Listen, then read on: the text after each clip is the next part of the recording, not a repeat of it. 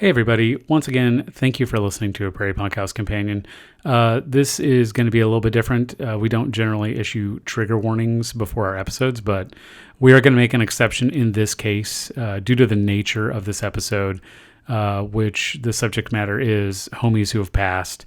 There is discussions of self-harm and suicide in this episode, and even just by using the word suicide, I'm sure this is going to get flagged. So if you think that's something that is going to trigger you, or if you think it's something that you can't handle, I do urge you not to listen to this episode. And if you do feel the need for help, please call the number 988.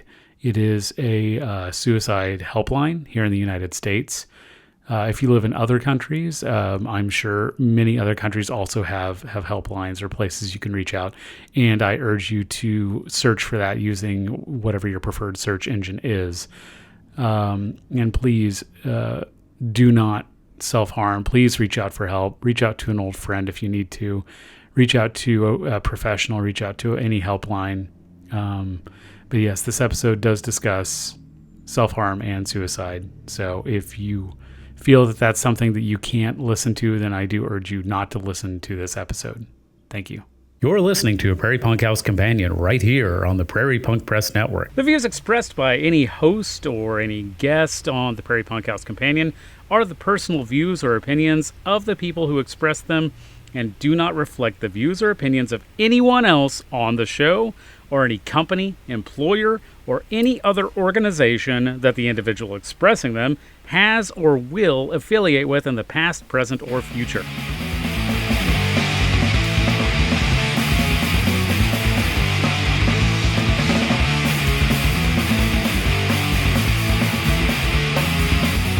Hi everybody, you're listening to a Prairie Punk House Companion. We are now on episode 16. My name is Neckbone.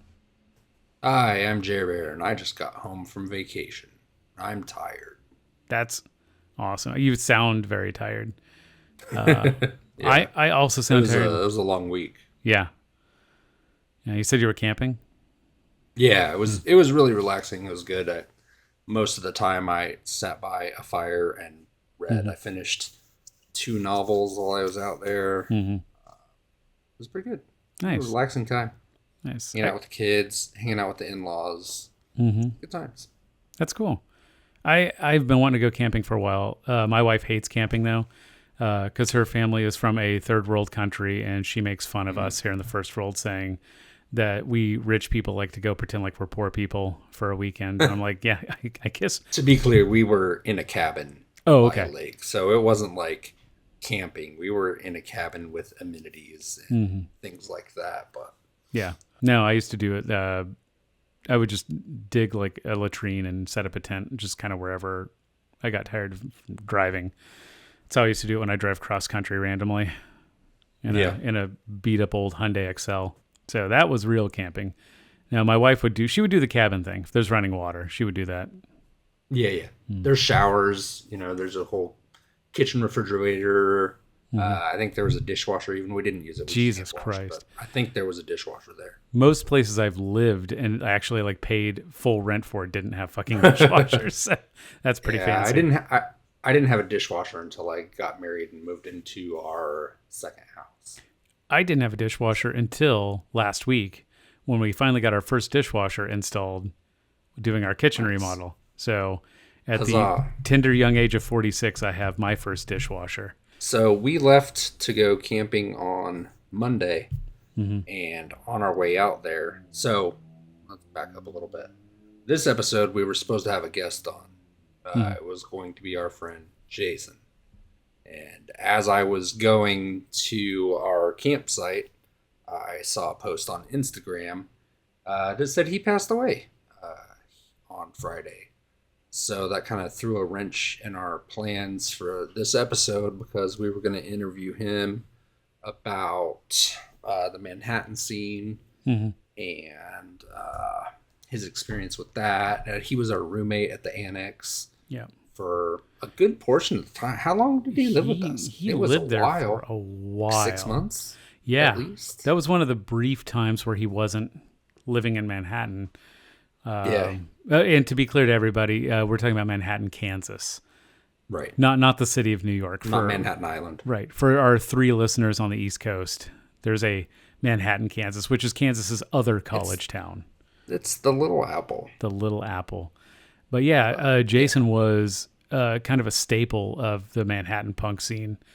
And yeah, we had the pleasure, mostly pleasure, sometimes hilarious displeasure of living with the annex. But yeah, I always enjoyed conversations with him and hanging out with him. I first met him, I think it was probably 1998. Mm-hmm. I think it was the Drop Dead show at that place at the north side of South Park. I don't know. I get my directions all turned around in Lawrence. Yeah. Yeah. The north side of South Park. I think it's a music store now. They sell guitars or some shit. Mm-hmm. But Drop Dead played there, and I'm pretty sure that's when I met Jason. And somehow I misheard what he was saying or what somebody was saying. And I thought somebody said that he was the singer for Black Label, which was a Lawrence band, like a crust punk band from Lawrence. They had broken up by the time this was happening. And he went along with it for like 2 or 3 hours. Just had me convinced that he was a singer for Black Label because I didn't know shit. And then finally he just like busted up laughing and called me a dumbass. And, we were friends at that point. It was great. Yeah. And then by the time I moved up there, we'd spent a decent amount of time together since then. And then, yeah, he moved in with us and was a really good friend. He was there for the drive-by. What else was he there for? I mean, he was there for all the raw sewage in the basement. I think he basically lived with us until we moved out, and then he went to the pirate house. Yeah. So he was one of the people. So, I started taking off my punk rock uniform around that time and started wearing just like blue jeans and t-shirts and not really wearing the punk rock uniform. As was the style at the time. Right. And, I kind of got some shit from some people just poking fun at me or whatever. And, he was one of them who would give me shit about looking like a hipster or whatever. But he also was like, I know I give you a lot of shit for looking like a hipster, but I know you're real. Like, you're real and you're still punk rock no matter what you dress like. Yeah. He's like, I know what you're about. You can't pretend you're not punk rock. Yeah, he would give me shit too because I would buy all of my clothes. Pretty much everything I owned was from the thrift store. So I had some really random shit that I would wear. Even some of the pictures I sent you, I know, like I look at some of those old t-shirts I had and I'm like, where the fuck did I get? Like I had like an orange Tiger Scout fucking shirt and like a Bo Jackson t-shirt from the Kansas City Royals that was like covered in paint. Somebody used it like as their old paint shirt and I was like, fuck, 10 cents at the thrift store, don't mind if I do. Like that's just kind of like how I dressed. And he would I remember I take things very literally. Like when somebody says something to me, I don't always understand that they might be messing with me or context sometimes. And he was just, he looked at me once and he was like, where the fuck did you get your wardrobe from? The thrift store? And I was like, yeah. And I didn't understand that like he was trying to fuck with me. I thought he was just asking like serious point blank questions and I was just answering them. And I was like, oh, he seems like a nice gentleman. Where'd you meet him? I met him. How did you meet him? I met him through you. And I don't remember when I met him. I already knew him when he came to the annex. So I don't remember where specifically I met him before that. I feel like I might have met him in Kansas City. He must have come to Kansas City for something. Yeah, I'm pretty sure he came to some shows and came to the Boston apartments. I'm pretty sure. In fact, actually, maybe you didn't introduce me to him. Maybe BJ and Sarah introduced me to him. That could have been it. Now that I think about it. I mean, they were friends with him too. I mean, Yeah. we went to Manhattan a couple times to hang out with him before he moved to Lawrence. Yeah. So that could be it too. Yeah. I remember going to Manhattan. I think I went with BJ to Manhattan to hang out with him. And we went to some bar, and there was just a fuck ton of, there was just so many rednecks in there. It was wild. Well, it is Manhattan. Yeah. So. I would get, was it downstairs? Yes, it was. Yeah. Yeah. That's Annie Mae's. Yeah. So that was. Yeah. Like, that's like the replay of Manhattan. Oh, okay. Yeah. It was a mix of like college students, punks, and rednecks all in the same bar. None of them fighting. And I was just like, oh, how is this fragile peace maintained? It's just like, all right, I need to remember not to like elbow any rednecks accidentally when I'm like walking past. Yeah. Alex made a comment he made a post on his Facebook about how Jason made the best drunken grilled cheese in the middle of the night. And I was like, yeah, but he's not so good at making frozen pizzas drunk in the middle of the night. Yeah. I don't know how many times his roommates would come home and find him passed out on the kitchen floor with the oven open and a pizza in it. Yeah. Burnt. Yeah. Hockey puck pizza. Yeah. Yeah. It happened at the annex. Yep. It happened at the Pirate House. I know it happened at the annex because I had to pull that fucking thing out of the oven and throw it into the yard.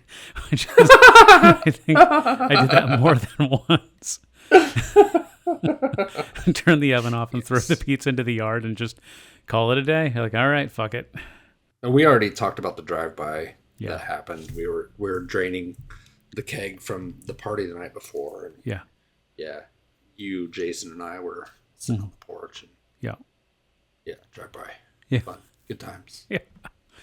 And, he was really good about, at least with me, I don't know when the last time you talked to him was, but he would message me at least once a month and say what's up and keep in touch. And he was talking about how he was getting a laptop so he could be a guest on the podcast. He asked me about it a week ago. Yeah. Maybe a week and a half ago. Yeah. And that's, how we were planning on having him on for this episode, because I was like, well, we just got done with this one. But then like we want to have you on, so let's plan for that. He would have been on with us tonight. I was really looking forward to talking with him again, because he must have found me recently on Facebook, so I haven't talked to him in it had to have been 15 years probably. Yeah, it's been a long time. Which is about how long ago I left Kansas in 2007. How many years ago is that? I can't do math. That is 17 years ago. Jesus. Okay, so that was probably about the last time I saw him, was right after I graduated from KU. So it's been a while, and he recently found me, like within the last month, found me on Facebook and friended me, and I was like, holy shit, this is awesome. Like, and then you said he wanted to come on the podcast, and I was really excited to but before we actually, from what we release of the podcast, we bullshit for anywhere from 30 minutes to an hour sometimes before we actually start the actual releasable part of the podcast. And I was looking forward to that with him. I was looking forward to just being like, let's spend like an hour just bullshitting with him and like catching up. It was, not, and I still regret not reaching out to him sooner, because you never know how much time you have to reconnect with somebody. Because we hadn't talked in 15 years, but that was just as much on me as anyone else. I mean, I could have reached out at any fucking point, and staying in contact is hard. And then something like this happens, and it's just like, fuck. Yeah. Like, what happened? You start reaching out to random people you haven't talked to in a while. Like, hey, how you doing? It's been a while. Yeah. His celebration of life is going to be at Kiowa Campgrounds on Sunday, September 22nd. So I'm going there. I think Andy White said she was going to go. Yeah. Which will be cool. to see her. I don't know. There's quite a few people that I think that are going. So I regret deeply that I'm not able to go. It is, it's just, I'm taking a trip the week before that, a required trip the week before that. And I can't get all the way down there 2 weeks in a row. 'Cause I live up in Chicago. It's not close. So this episode, we decided we're going to talk about all our friends that we've lost. So there are many. I think you have more than I do. There's some we share, some overlap. Yeah. And I think that some of these people just maybe don't remember right exactly. A lot of them on your list I knew, like, and I'd met. I know who they were, and I met them, but I wouldn't be as arrogant to say that, that they were my friend and that I'm feeling that loss. But I knew who they were, and some of them you kind of start hanging out with after you got back to Wichita, and I was already off doing whatever the fuck I was doing.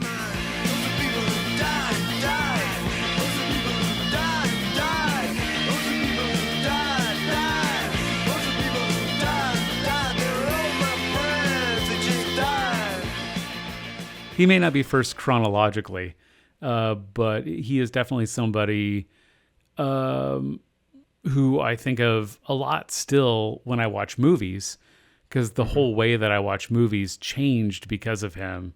And it was our friend Nathan Gilson. He was a big movie junkie. And when I say big movie junkie, I don't mean that he watched all the art house flicks. He did, but I mean, he watched everything. He watched trash movies, popular movies, art house flicks. He didn't give a fuck. Like, he'd watch. He just consumed everything, books, movies, music, just video games, constantly consuming all. The whole reason I got my first DVD player was because of him. Oh, really? Yeah. Because I was over at his house in Wichita when he was still there. I think we might have been up in Kansas City already, but he was still in Wichita. Was he living with Aaron and Pat? Yes. Yep. Okay. Yeah. And in the Delano-ish area. Yep. That's the house. Yeah. They had so many movies there. So many fucking movies. And DVD. And I had never seen a DVD player before. And he popped it in. He popped in a DVD. And I remember us talking about, because it was the first time I'd seen, or the first time I can remember seeing, cinema ratio on a TV screen. And this was still when we had shitty deep back TVs too. So right. Cathode tube TVs. And and he said, he was like, no, most DVDs have this. They don't change the aspect ratio like they do on VHS. And so when I got back to Kansas City, I was like, fuck, I need to get a DVD player like right now with my, $5 an hour job. Fuck, I forgot. Minimum wage was so fucking low. Yeah, I mean, it hasn't gotten much higher since then. Low. It's only $2 more than that. $7.25. Yeah, it was $5.25 back then. Yeah, that fucking sucks. Yeah. So Nathan, he, at that house, whenever I would come to town, sometimes I would stay there and they'd all go to sleep, and I would just stay up and watch movies. He was so excited about Fight Club. And showed me Fight Club. And he was like, no, you got to pay attention. He's like, look at the cigarette hole. Look at this. Just talked so much about it. And I really his excitement for movies got me excited about movies. I've always loved movies, but his passion for it gave me more of a critical eye, and I mean, made me care more about movies as art rather than just entertainment. We used to, the Fannings and him and Amy, his girlfriend at the time, we would go to it's Center for the Arts now. I don't remember what it was called then, but they would play art house movies. It's over by Capon a little bit. It's on Central though. Oh wow, that's pretty far out there. But we saw handful of movies out there. We went to see Pi with him. Oh yeah. And it was like me and him and one or both of the Fannings and like a shit ton of math teachers. It was really funny. That movie fucked me up in like the best way. I loved it so much. And Darren Aronofsky. Yeah. And Nathan died in December 2002 of an aneurysm. Yeah. He was really getting his life together and was doing a lot of good stuff. Yeah. He was volunteering, I think, at like a pre-K center, and he fucking collapsed in class of an aneurysm. And they could have kept him on life support, but there was nothing there. Right. So he was essentially brain dead. Yeah. From what I was told. Yeah. Nobody could have done anything about it. There was no way anybody could know. There was no way anybody could do anything about it. It's just one of those fucking things that happen. He has kind of the unique distinction of all the people on our list. Maybe not the only one, but certainly the only one on my list who died from something that was completely unavoidable, something that was not caused by living the lifestyle. That Something we led back then. Right. Something that would have happened to him no matter what lifestyle he'd been living. Yeah. So speaking of Nathan, that brings in the one on my list who actually came before Nathan, which is Stewie. That was his last name. It's Brian Stewie. And he and Nathan actually worked together to put on quite a few shows in Wichita back in the day.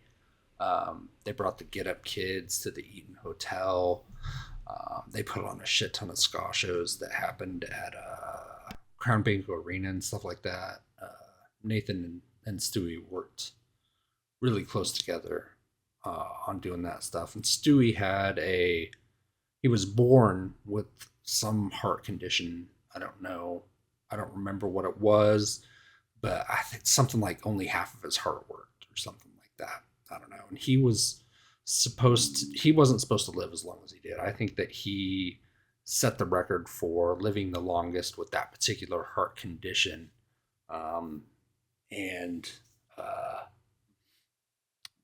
He was super cool. And before we left for Kansas City, Stewie was hanging out at my apartment quite a bit. He was hanging out with us in the Fannings quite a bit. He would make fun of my shitty grindcore records and the names of grindcore bands. It was very funny. He really hated the name Mind Rot, which is some members of Dystopia who had a death metal band called Mind Rot also. He really liked Weezer. He was a huge Weezer fan. And he was just a super nice guy. And he always told this story about this guy that he worked with. I don't remember if it was Kentucky, some fast food restaurant. I don't remember what. But this guy would get so pissed and would tell Stewie that he was going to destroy him. He's like, I will destroy you. And Stewie was always making jokes about destroying people because of that guy that he worked with. He was just a sweetheart of a guy. And yeah, he in December 1999, he was at his house hanging out with friends, and one of them looked over and Stewie was just gone. It just happened that quick. It sucked. It was really, really, really, really sad. Yeah. But, he also lived way longer than he was supposed to and had a very happy and fulfilling life for as short as it was. He had great friends. He did a lot for the music scene in Wichita in the 90s. He was just a great guy. So that was the second one. I remember when that happened because that was just like 6 months after we moved to Kansas City. Yeah. So we were still fresh in Kansas City. Nathan passed away 3 years and 3 days after Stewie. Nathan. The movie I saw with Nathan was High Fidelity, which I think came out in 2000. So I was visiting Wichita for some reason, and he wouldn't shut up about this movie based on this book that he left called High Fidelity. Mm-hmm. And he was like, well, they changed the location from London to Chicago, but I'm just really excited about it. We went to go see it.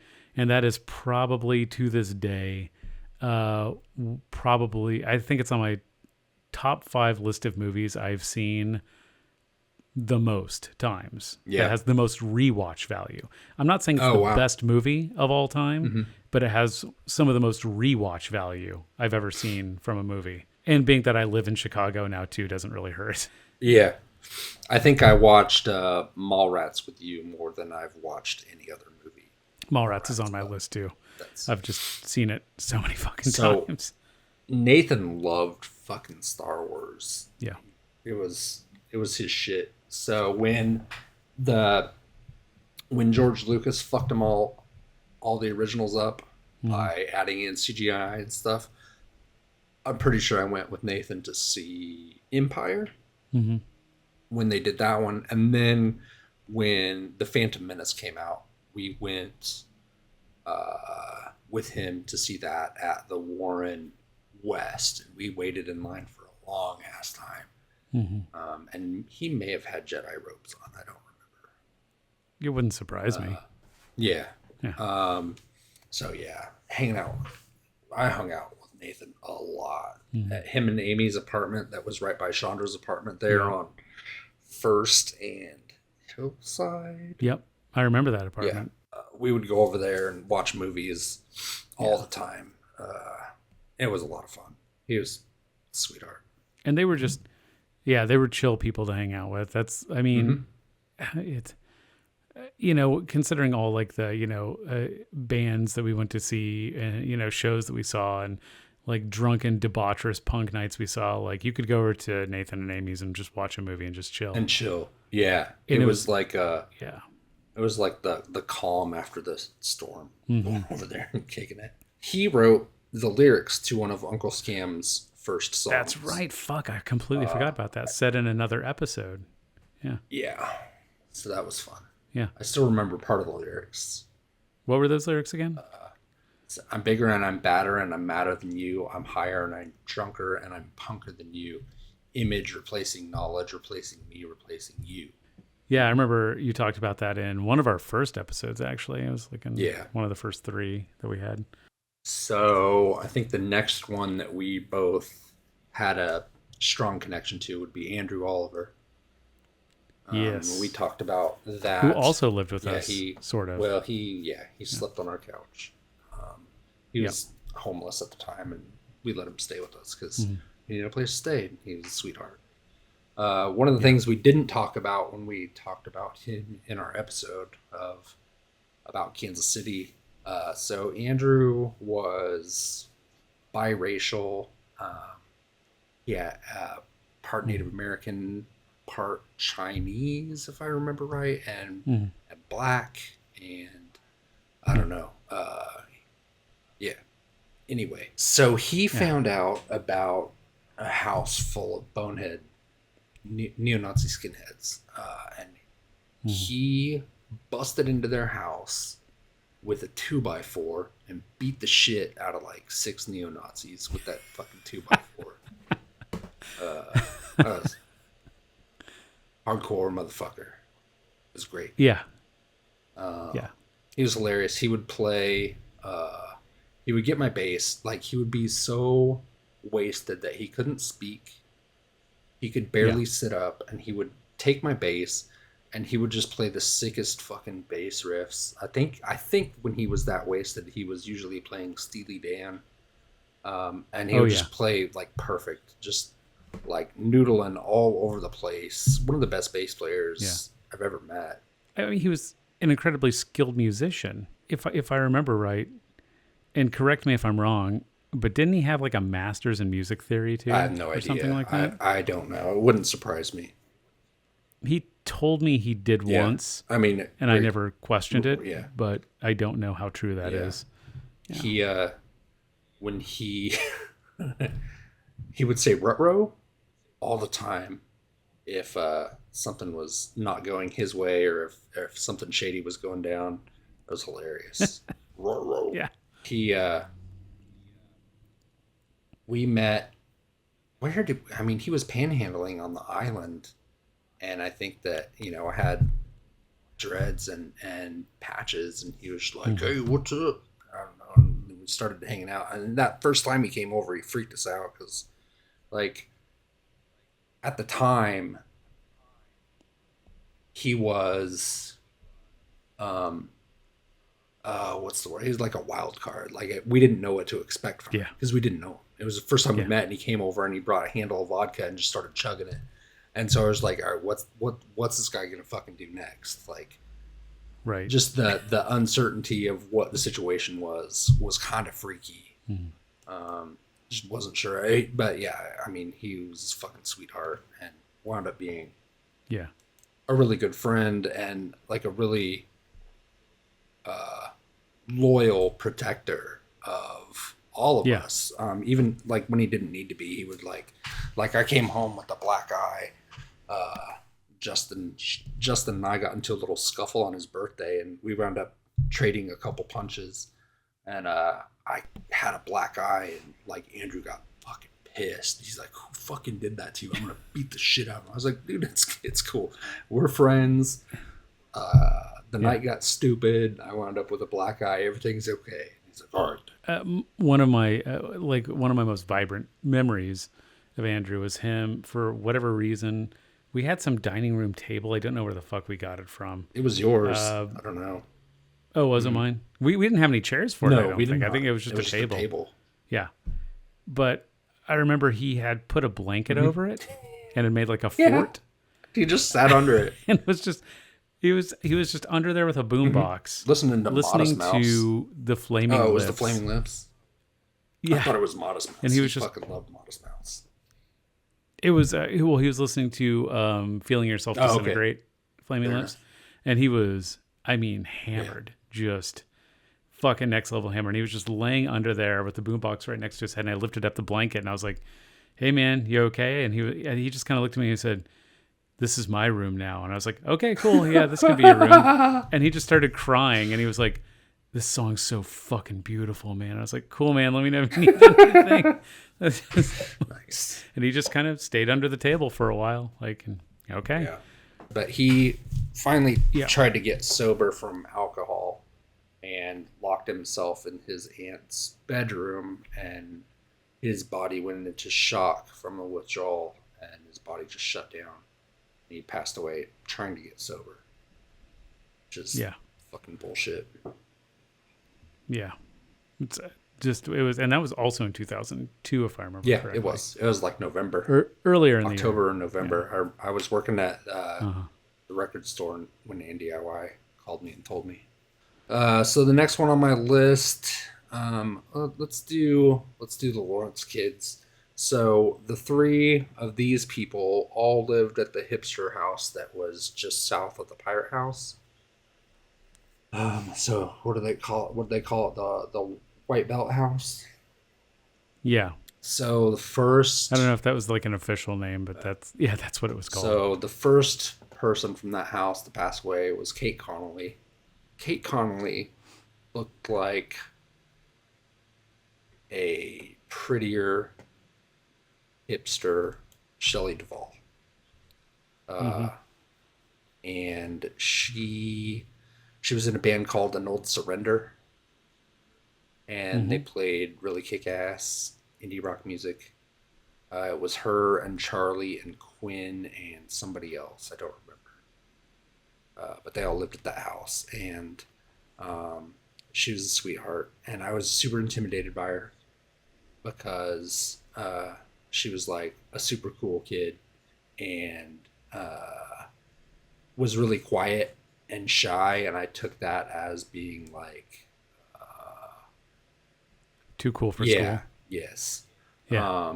So I didn't talk to her for a long time, and then we became friends. And I was like, "Oh, she's just really shy, and she's super down to earth and chill. And she's a super sweet girl." And she married Doug McKinney and moved to Wichita. Lived down here for a while. Worked at the Vagabond. Oh yeah, yeah.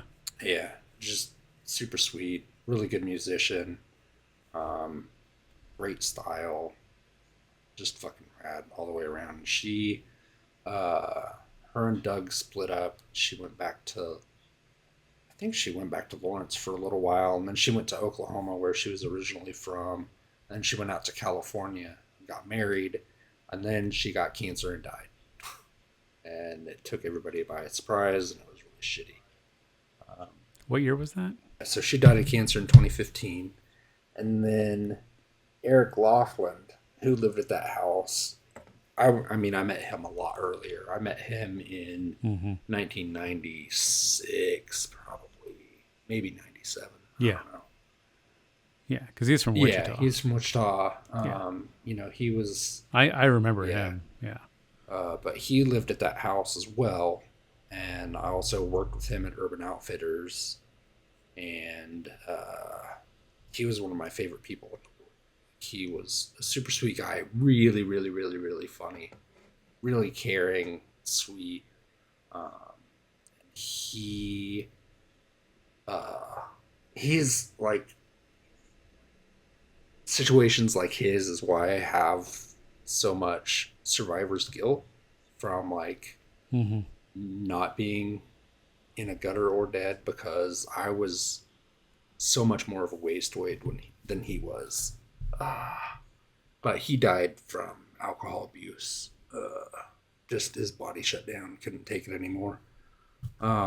He drank himself to death. It was a really bad situation. But one of my favorite memories with Eric was one night him and Heather and I were, I don't know what we were doing. We were just hanging out. We wound up driving around all night. But Eric and I rhymed for like 2 hours straight, and we would try and stop rhyming with one another. Like he would say one thing and I would rhyme. And then, you know, we would try and end it, and then he would rhyme with me. And we kept it going for like 2 fucking hours. It was hilarious, and it was so much fun. And then the first time he and I really talked, we sat on the stairs of Chandra's Kansas Street apartment building.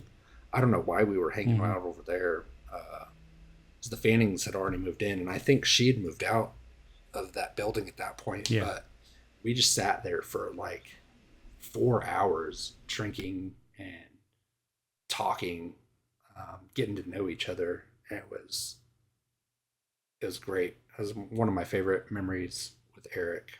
It was really sad when he passed. Yeah, it was a really bad situation. Really fucking sucked. What year was that? That was January 2020. So I had just gotten laid off. COVID was just a thing, like beginning to be a thing. I was trying to find a job, and then found out that he passed away. And I'd reached out to him a couple times because I'd been sober for 4 years at that point. No. 6 years. 6 years. Yeah. So, you know, I tried reaching out, you know, let's go get lunch. Let's have some sober hangs, you know. It's not the end of the world. Like, you can quit drinking and be all right. And he just couldn't fucking do it. And a lot of it was isolation and shame, because he, you know, he had a really rough couple of years. And I think he thought he had done too much damage to come back from, and just gave up. And the isolation was probably what did him in. Yeah. And, you know, I wish that reaching out had worked, but it didn't. It was really sad. Yeah. And then Charlie Downey, I don't know if you remember him or not, but he lived at that house as well. And him, I don't remember. He was a little older than us, but he was in an old surrender too. And he died about a year after Eric, liver failure. I don't know that it was from drinking, but I know that he did drink quite a lot. Yeah. And it was pretty bad.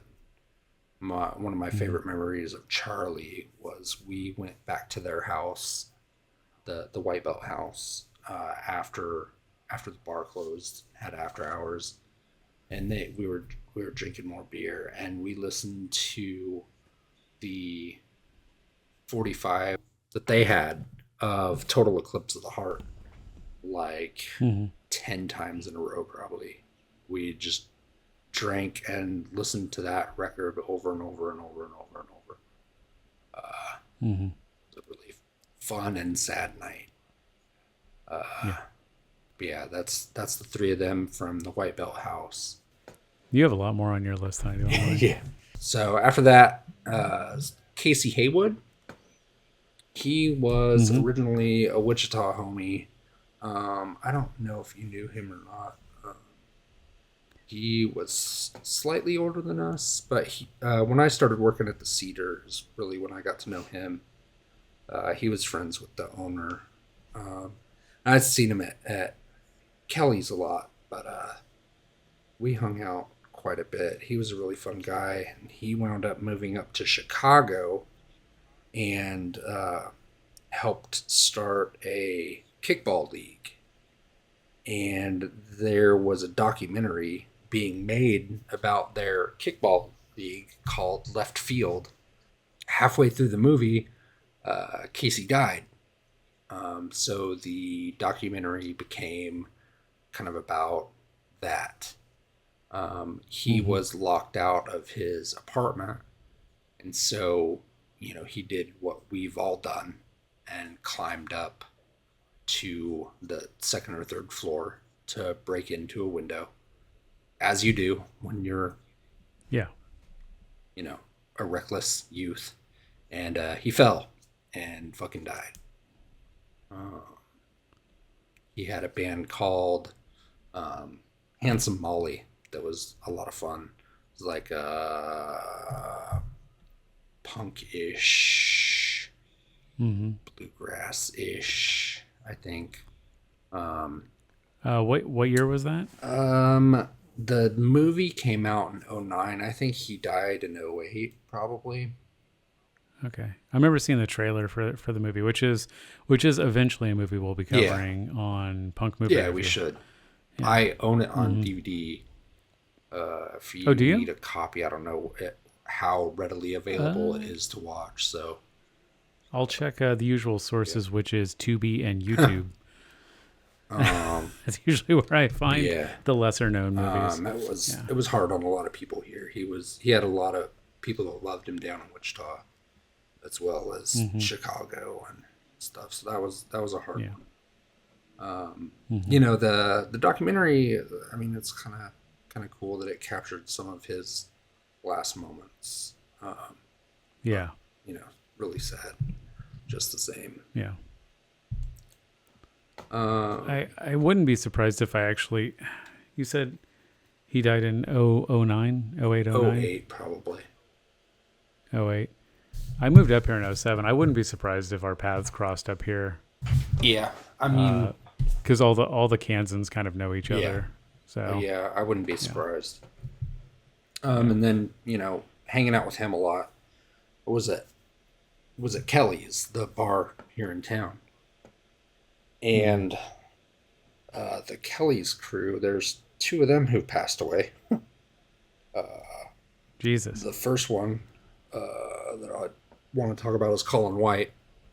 And he was an Andover punk rocker. And I met him when I was still in high school, going out to Andover, because I met a punk rocker who lived out there at summer school. I went to summer school at East, and he was walking around with a Bad Religion patch on his book bag, and wound up meeting him. And we went to, I met him. I worked up the nerve to talk to him on the last day of summer school. I was like, hey, I like your patch. I'm into punk rock too. What's up? I don't know any other punk rockers at all. So we became friends, and like I met him, and then we went to Warped Tour together, and that's where I met Melissa and a whole bunch of Andover punk rockers, and Colin was one of them, and he was a super sweet guy.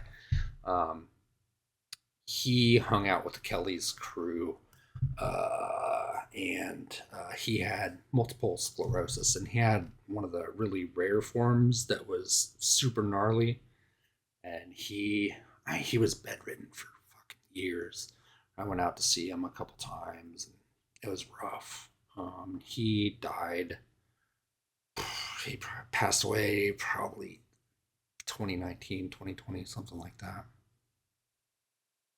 And then one of the owners of Kelly's, uh, and later the owner of Lucky's, was Matt Walker, and he was a real shithead. I liked him a lot, but he was an asshole to a lot of people. Like him and Sean did not like each other. He served me a drink and then served Sean a drink and spit in Sean's before he handed it to him. Just like blatantly, like right in front of Sean, just spit into it and handed it to Sean. And I don't know. That's gonna get a lower rating. For he was the health inspector comes right at that point. Yeah, he was super cantankerous and like also like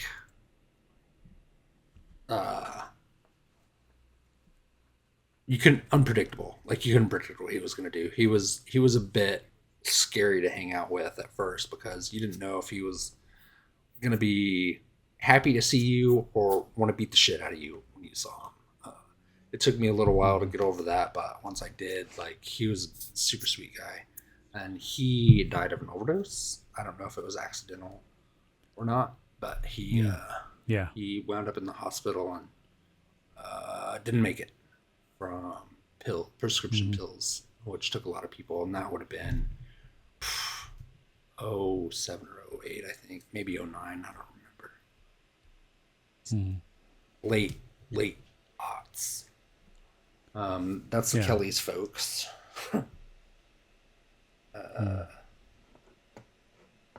Do you remember Jackie Wood? Yes, I do. I do remember Jackie Wood. She passed away last year. Was it that recently? Yeah, I'm pretty sure it was just last year. Jesus. I hadn't seen Jackie Wood in... It's been decades. Yeah. In fact, I don't think I saw her after I left Wichita again. I wouldn't imagine you did. So, she came up to Lawrence some. Oh, did she? Yeah. I might have seen her. I mean, not that I could even remember. Even if I did run into her, like the replay or something, and recognized her and we talked, it's not like I would remember it because I just drank so much. Yeah. Then. So. She had a rough go. When I moved back to Wichita, she got married to this guy, and they had a couple kids, and everything seemed to be going great for her. I don't know what happened. I'm not sure how it happened. She got arrested, and this is her story. I've heard that that's not entirely true. I don't know what happened. She told me that when she was in jail for something, I don't know, the cops beat the shit out of her and gave her a traumatic brain injury. And ever since she was in jail, she just had a really tough time living. I don't know. She was really, really, really heavily abusing alcohol, I guess. And then her sister, so I don't know, 2018 probably, the police initiated a chase in downtown Wichita, which, why the fuck the cops are having a high-speed chase in the metropolitan area is beyond me. That shit should be fucking illegal. But they were involved in a high-speed chase, and the people they were pursuing T-boned a car with Jackie's mom, Jackie's sister, and one of Jackie's kids in it. Her mom and her daughter died. And her sister was so fucked up that I think she's in like she needs constant care. She's okay-ish. Like she's a musician. She still plays shows every now and again, but she's kind of fucked up from it still. And I think that kind of pushed Jackie over the edge of what she could take, and it just went downhill from there. I guess she was in like in-home care for a while before she finally died. But she was a brilliant artist. She did a lot of cool shit. We have a caricature she drew of Sophie when Sophie was like 2. I think Jackie was somewhere doing portraits. She did one of Sophie. You know, it's really sad. Yeah. And I can't imagine what toll like losing a kid and your mom would have on somebody. Kid and your mom at the same time. Kid and your mom at the same time. Yeah. It's devastating. Yeah. Right. It's just really, really, really sad. And then, so yeah, she passed away. I want to say it was like last year. Yeah, I didn't realize it was that recently. I remember people talking about it. Because I just saw the name come across like my Facebook feed or something like that, and I thought, oh fuck, I know her, but I haven't seen her in forever. But yeah, it feels like it was longer ago than that, but I guess not. Yeah, and then a couple of photographer friends of mine, both wound up committing suicide. One, I don't know how they did it. It doesn't matter. My friend Nick and my friend Ryan. Ryan took a lot of pictures for Spirit of the Stairs and other bands around town. And Nick was in a lot of bands around town, and I think he worked at Muller's Camera forever. Real smart guy, real sweet, dry sense of humor. Very, very, very funny. Yeah. Just couldn't take the world anymore. And committed suicide. And then the last one I have on my list would be Israel, who I was in a band with when he passed away. He pulled out in front of a RV or mini home or something like that and killed him instantly. He left behind a wife and 2 kids, and it was really hard on them. We couldn't keep our band going after that because it just felt too fucked up to keep doing it. And Torn and I wound up going to lunch with his wife once a week for like 2 years. And it helped all of us through that grief. I think we were doing it for her, but it also helped us process ours, and it was a really great thing to be able to do that with her and for her and for all of us, because it was really shitty and sad. Yeah. But yeah, going to lunch with her every week for 2 years was great. I'm glad that we did that. We haven't done it in a while, but we need to get together and have lunch again. It was 2017, I believe. Fuck, 2017 was more than 4 years ago. Yeah, it was 7 years ago. Yeah. So yeah, those are all the people that I can remember who have passed away. That have been like close enough to me to mention. You know, there have been more acquaintances and stuff that are gone, but tons of acquaintances. Yeah, for me, people who I just haven't talked to in so long that I'm just like, I don't know if you could say that I technically even knew that person anymore or who they had become. Like we were just talking about Jackie Wood. It's like, I knew who she was in the 90s. Right. But Yeah. I didn't really like know her recently. Yeah. But the other two people I want to mention who I did know and was hanging out with at the time when they died, so I knew who they were when they died. The first one I want to talk about is Aaron Rodenbaugh. So Aaron, I met him through, at the time, my ex-girlfriend. Kendra was best friends with his sister. Okay. And he was kind of like hung out in around. And one time Kendra, even after we broke up, was like, hey, Aaron wants to like start hanging out with more people and being more social. Can you hang out with him? And I was like, yeah, sure. He seemed cool enough. Mm-hmm. So I started bringing him around the fucking Central House. Yeah. Because that's where I hung out. And I started to get, I mean, he was into nerdy shit like I was. He was into Star Trek. Uh-huh. He was into, he was more into like the fantasy stuff and I was more into the sci-fi stuff. But, fuck, we both got beat up in high school. Right, so at that point, what's the difference? So I started bringing him around the Central House and having him hang out with like punk rockers and shit. And he was super cool. He was the guy who I brought over to the Central House and he wore like full chainmail. Oh, yeah. You told me about that.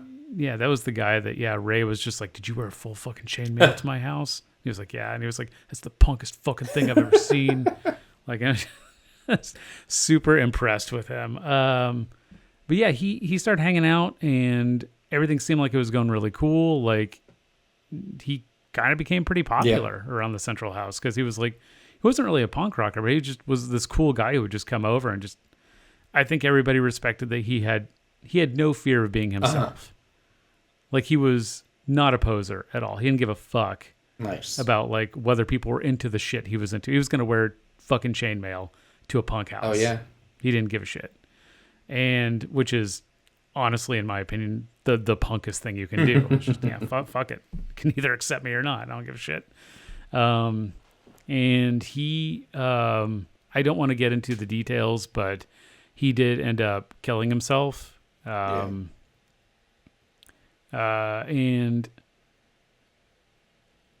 I always felt a little, I know people always say this, but I had a little bit of survivor's guilt too when it came to him.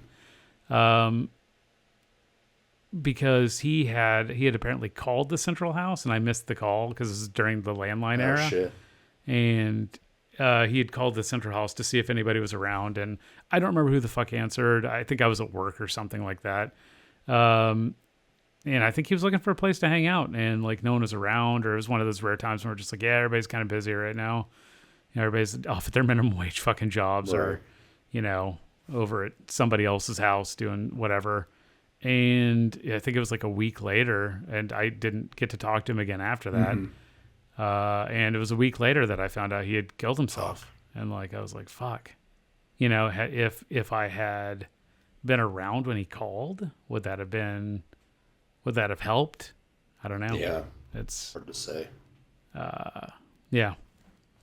But it is one of those things I've always felt kind of guilty about. And I know you're not supposed to, because right. There's nothing you can do about it. Yeah. Yeah, that was one of the people I met in. So yeah, I'd met him in. I think the first time I met him was at the Annex. Actually. Oh yeah. Yeah, he came over with Kendra and her friend. Okay. And because that was his sister, so he came over with them, and I think that was the first time I met him. And then he had like lived with his roommate who was also named Aaron, which I'm sure was not confusing at all. And like it was one of those places where like he just had like a chill place. It was like we were talking about like Nathan's. Uh-huh. Like I could go over there. They lived off of Rainbow in KCK, right by across from KU Med in that tower. And it was a place where like you could just go and just chill and like watch a movie and just be like, okay, you know what? I just don't want to fucking get all fucked up and party tonight. I just want to like chill and watch a movie and like get my head straight and just hang out. Yep. And then the last person on my list is somebody I worked with. It was around that same, actually that was in 2002. And the next person on my list was also in 2002. It was my friend Amanda. So Amanda Sharp, who I worked with at Little Caesars. Johnny was friends with her too. And I worked with her at Little Caesars. One of those things too, she wasn't really in the scene so much as she was kind of just punk adjacent. Right. She hung out with punk rockers, but she had more eclectic musical taste. But like, it was one of those things where I was like, hey, I'm going to like burn some fucking CDs for you and, see if you like this shit. Yeah. She had gotten out of an abusive relationship. I'm going to try to be careful how I word things because there was a court case around it and everything. So I want to make sure I don't misidentify something. So as far as my memory is, her ex-boyfriend had been abusive. At least that is what she told me. I am inclined to believe that. Right. And she'd gotten a new boyfriend, and he was super fucking cool, actually. Like, he came to Little Caesars a couple of times, and I think I was going to make like a mix CD for him too, because I was like, oh man, I need to get you into punk, get you both into punk, fucking hang out and shit. But and then, I didn't know that I didn't actually know her and Johnny were friends at the time. Funny. That probably would have helped. Yeah. But yeah, she had this abusive ex-boyfriend. He is currently in prison, and I can legally say this. He murdered her because he was found guilty at a trial. He murdered her because he was jealous that she'd had a new boyfriend. What a piece of shit. So he lured her, I think, back to his house. I don't know how exactly. Like, I think he told her he wanted to apologize or give her some shit back or something. Who the fuck knows? This is the part of the story I don't actually have details about. But he strangled her to death. Jesus Christ. And then put her body in the trunk of his car and drove back to school with it. Because they were seniors in high school still. Jesus Christ. What a piece of shit. Yeah. And I don't know. I think he had told one of their mutual friends and who thought he was joking. So he showed him the body. Fuck. And so that friend went and called the cops, which is as you do. To our audience members, one of the only times it's okay to call the cops is when shit like that happens. And of course, they arrested him. They found her body in the trunk of his car. It's kind of an open and shut case. He was found guilty. I don't know if he even tried to say he was innocent. I don't think he even did. Yeah. I don't think he even cared. And as far as I know, he is still in prison to this day. This would have been in 2002. So I remember 22 years ago. I remember when it happened. I remembered how rightly upset you were. Yes. Yeah, that was a rough one. I remember you dealing with that shit. Yeah. And I ran into Johnny at her funeral, and that was the first time we found out that we'd had that mutual friend. So yeah, that one really fucked me up. Because some of this other stuff, a lot of times there's no one to blame. Right. Like in the turn, for Nathan. Right. There's no one to blame. You can't be angry at somebody because he had an aneurysm. Yeah. Other than the universe. Right. You can be angry at the universe that happened. Right. But there's a specific human that did something. Horrible. Did it on purpose. Yeah. And did it without remorse. And presumably still doesn't have remorse. So I'm probably not alone in saying this, but my personal opinion is that he should rot in prison for the rest of his life. And as somebody who is against the prison industrial complex, I don't say that lightly. Right, yeah. This is somebody who I do think should be removed from society. The fact that he did it so maliciously and did it with so little remorse and even bragged about it, I think that's all the indication that we need that he is somebody who should not be a part of society. Right, yeah. Yeah, because there's a chance he could do that again. If he could do it that easily one time, Don't know why it would be any more difficult any other time. Right. Yeah, for sure. So that's everyone on my list. You obviously had a much longer list than I did. A lot of that was a shared list, so.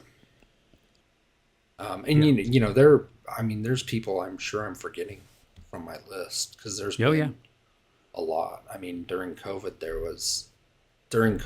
I had 4 people that I knew die from various things, none of which were COVID. I realize that this has been a depressing episode. Yeah. So if you are still listening, then by all the gods, you deserve some sort of Yeah. I don't know. It's a very depressing episode. Yeah. I don't know. And back to Jason, it was 2 weeks ago. I don't know if you remember Quincy or not. Yeah. Right, well, he died also. Jesus. And I did not know that. He died 2 weeks ago.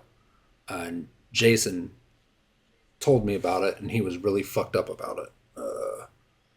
And was really, really having a real hard time with it. And when I saw that Jason had died, I was really worried that he had done something.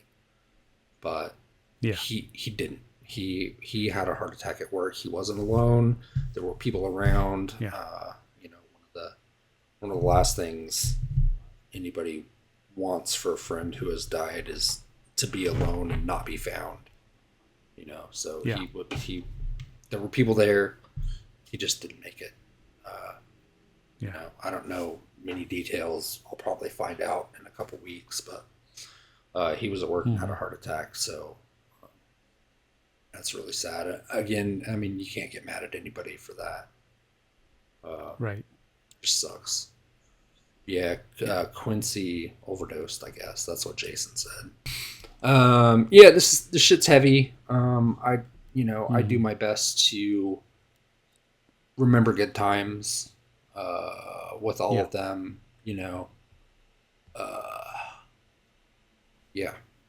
I don't know. Losing people sucks. It's hard. And it doesn't really get any easier the more often it happens. It just sucks more. Right. But the more it happens, the more tools you have to experience the grief, I suppose, instead of letting it overcome you.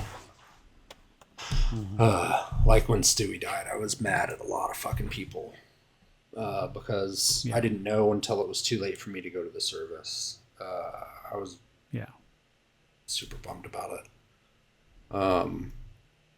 But it's at this point, it's you just accept that shit happens and try and remember the good things about people that are gone. Yeah. I don't know. Luckily, I haven't had to deal with the experience of losing a close family member. I mean, my dad died, but it didn't really affect me at all.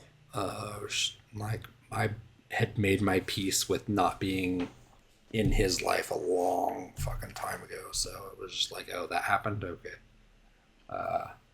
Somebody asked me if I wanted some of his ashes, and I was like, well, what for? No, I don't. I don't need that. Well, we promise the next episode will be less depressing. In the next episode, we're going to talk about can you separate the art from the artist and all the shitty things punk bands have been doing over the last few decades. Maybe we should have a guest in between this and that one. Maybe we should. Maybe we should hear about a punk scene not in Kansas. Well, the whole thing about this week was we were supposed to hear about the Manhattan scene. I mean, I'd still like to, if we have anyone who would want to be on who could still talk about the Manhattan scene and maybe who even knew Jason, that would be awesome. Yeah, I mean, I can talk to people the 22nd that are up there and see if anybody wants to do that. This episode is dedicated to all the dead homies, but That one will whenever we do the Manhattan one, that one will be specifically dedicated to Right. Jason, who was just such a staple in the Manhattan, Kansas punk scene. I would say Lawrence as well, but I mean, more known for being a Manhattan sure. punk, but definitely Right, his mark in Lawrence as well. Yeah, we can just say Kansas in general. There you go. Yeah, because there's Wichita people that knew him too, aside from me. Yep, probably Colorado people. I would expect. How big is the Colorado punk I scene? mean, there's 5 people in Colorado, so At least one of them is a punk. Has to Guaranteed. have Yeah. some connection to punk rock. Probably the guy that makes all the boomerangs. I wonder if he's still there. I don't think anybody's in Colorado anymore. I mean, it's got to be easy to find. Just Google boomerang Colorado. Yeah. I mean, how many people could there be who make fucking boomerangs in Colorado, Kansas? Yeah. But rest assured, sweet listener, there is a man in Colorado, Kansas, who has the, I think, 5th patent on boomerangs in the world, 4 of which belong to Australians. And he is the only non-Australian who owns a boomerang patent. And he lives in Colorado, Kansas. And if you're thinking that's an odd name, it's because it's on the Kansas-Colorado border.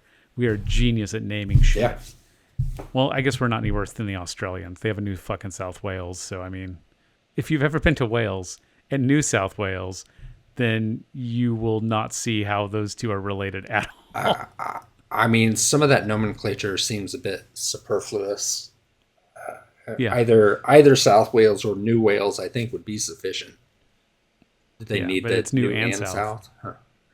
Yeah. If I ever visit there, I'm duty. not going to call it New South Wales. I'm going to call it New and South Wales. Yeah, so there's a British sketch comedy show called That Mitchell and Webb Look that had a sketch about the British Empire naming New South Wales. Oh, okay.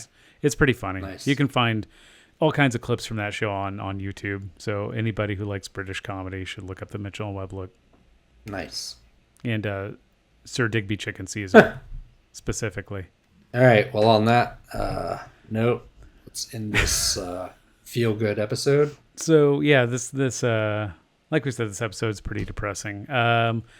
We will have less depressing episodes. We were not expecting to make an episode about death. That was not the intent. Yeah. We will have a Manhattan, Kansas, I should say, episode coming up at some point, hopefully. And like I said, we are going to also in the near future have an episode about separating the art from the artist with all the shitty behavior that has come to light from a lot of punk bands and just shit that we've known for decades and have chosen to ignore until recently. Yeah. Mm-hmm. Don't forget to visit our website, www.prairiepunkpress.com. Visit us on all of our socials, which we are Prairie Punk House Companion on Facebook. We are Prairie Punks with an X on, what's that one? Instagram? Prairie.punks. Prairie.punks on Instagram. I'm trying like hell to not sound like a boomer while I'm talking about social media, pretending like I'm knowing what the fuck I'm talking about when I do. Threads is also prairie.punks. If you're on Threads. Which is that a thing? Yeah, it's the meta alternative to Twitter. Oh, okay. So yeah, visit Threads. Don't visit Twitter. I think we have a Twitter account. Yeah. But I don't think we tweet. No, we don't. I think it's just Nazis. I just now, isn't it? Like that account.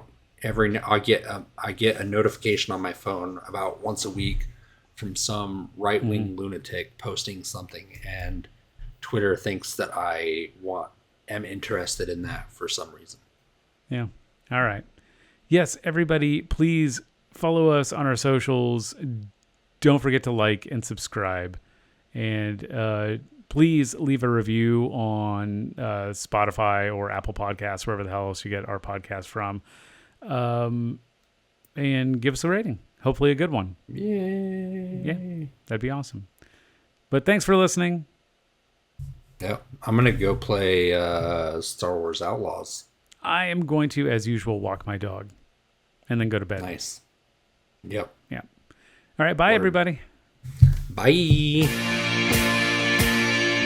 Genesis the clue, he was 12 years old.